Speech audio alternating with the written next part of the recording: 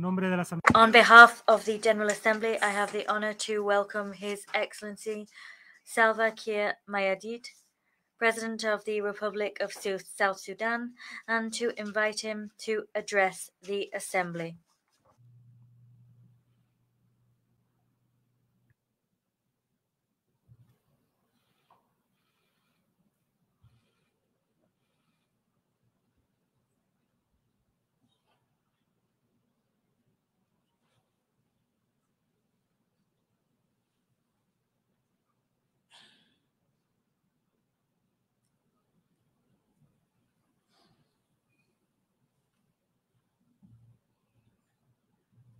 Your Excellency, Denis Francis, President of the 78th session of the UN General Assembly.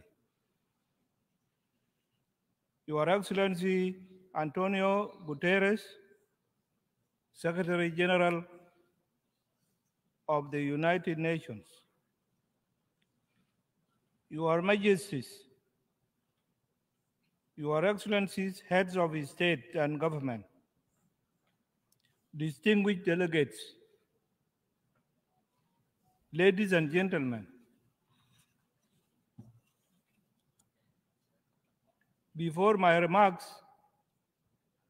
I would like to express my heartfelt condolences to the people of the Kingdom of Morocco and the Republic of Libya who have lost their loved ones in the recent natural calamities.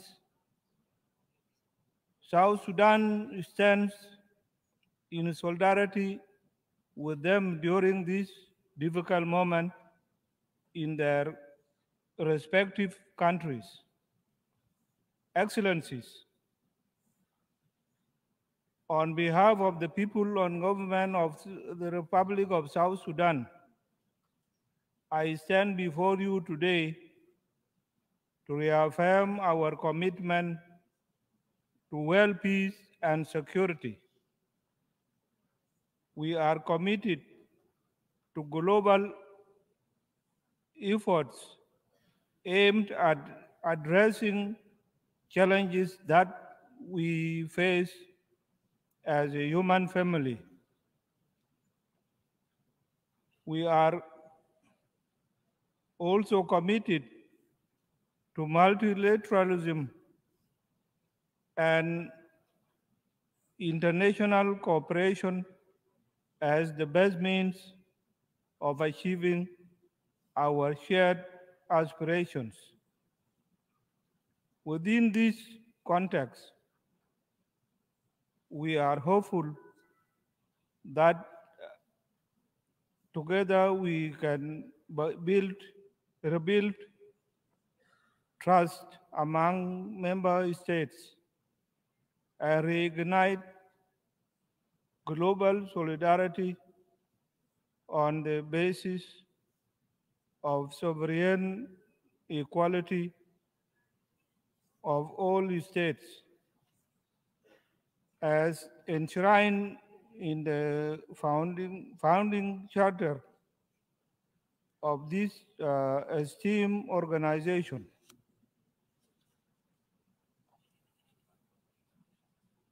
Excellencies, we recognize the urgency of challenges before us. We are also aware of concerted action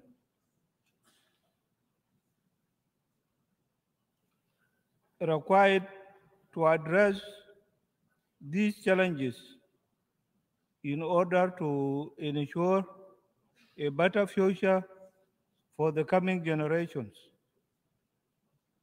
To this effect, South Sudan has developed sustainable development goals, rescue plan with the focus on 7 SDG targets. This plan provides a roadmap of a better future for our people. And given that education is the key that will allow us to achieve our SDGs rapidly, I am pleased to report that South Sudan has made some progress in its education sector since our independence in 2011. Our constitution, for example, guarantees all children free access to education. We have also designated education as a human right of every child.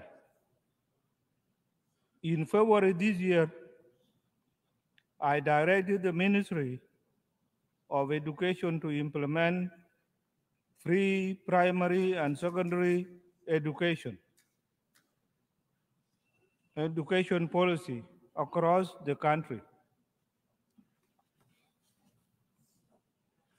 This policy has directly led to enrollment of 2.3 million children in our schools. To ensure that girls stay in schools, we have banned child marriages through an act of parliament. More importantly, we have increased education budget with the goal of paying teachers a living wage.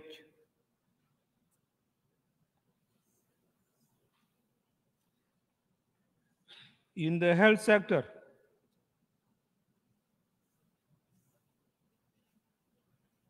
we plan to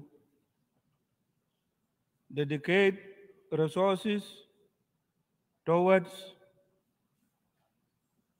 providing affordable and standard health care. And this will be done through primary health care approach that is inclusive and cost effective. Excellencies, on climate change, South Sudan is dedicated to addressing its adverse impact. We plan to prioritize sustainable and use sustainable land use, promote renewable energy, and collaborate with international partners to reduce carbon emissions and protect our environment for generations to come. While working on this, it is only fair for us to call upon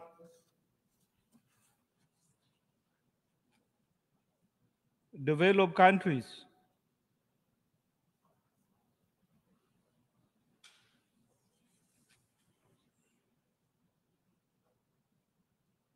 to cut their emission by 45% and honor their pledges of availing funds for mitigation, adaptation, and loss and damage to the developing countries.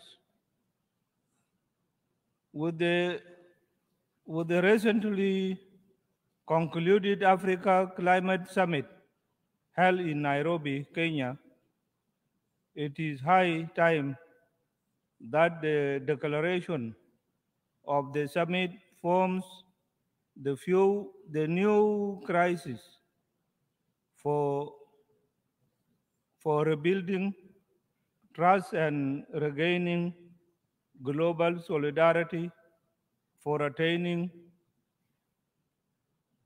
the 2030 Agenda. Excellencies, we acknowledge the political, humanitarian, and security challenges we have faced as a country since 2013.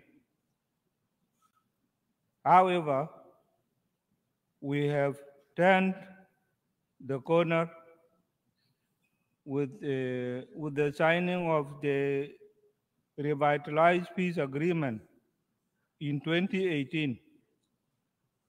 Now we are determined to build on the commitments of our revised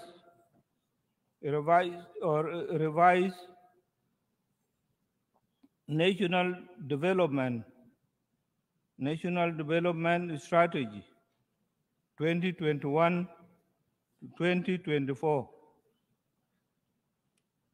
to consolidate peace and stabilize the economy. Ongoing public financial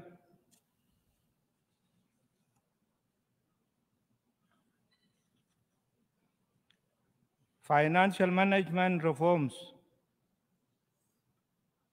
and recently concluded National Economic Conference from solid basis for sound management of public resources for the benefit of our citizens. What remains now is to fast track the implementation of the remaining provisions in the agreement in order to conclude the transitional period peacefully through fair, transparent, and credible elections in 2024. We have also managed to engage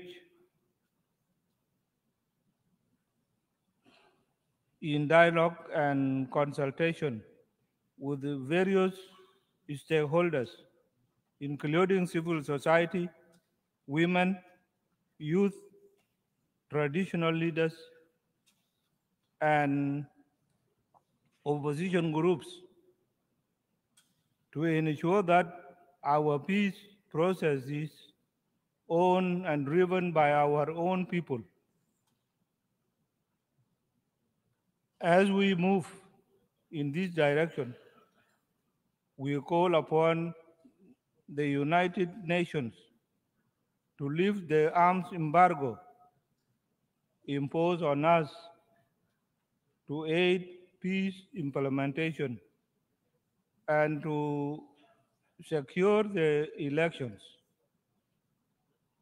The arms embargo has impeded the implementation of security arrangements because effective deployment of the unified forces which we have graduated cannot happen without arms. Excellencies, as the country sharing the border with the Republic of Sudan